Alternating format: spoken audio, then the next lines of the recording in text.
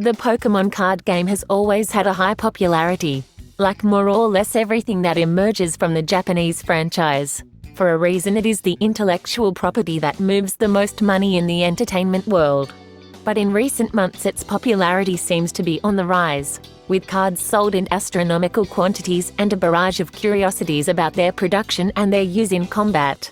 In this sense, Twitter user Falamil has been the last to bring news, since according to his own account, through a laborious process of tracking through the internet sewers, he has ended up finding the origin of the disturbing backgrounds of the first Pokémon cards.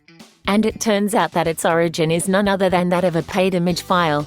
If we go back to the origins, the Pokémon trading card game arrived in Europe in 1999, about 3 years after its launch on the Japanese market, in which it did not take long to see the light after the overwhelming success of the Game Boy games in 1996.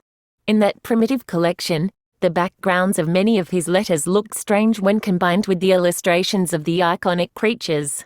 Normal, since in reality they were photographs and images edited for the most disparate purposes.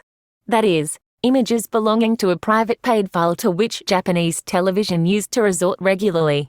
Which means that some of the images could both appear in an advertising spot and star in the letter of an adorable Pikachu.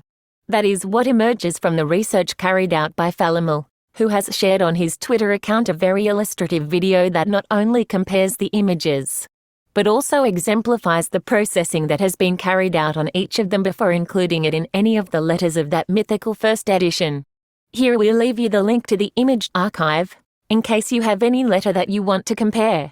Although it is surely more advisable to investigate their assessment, but that already depends on each one.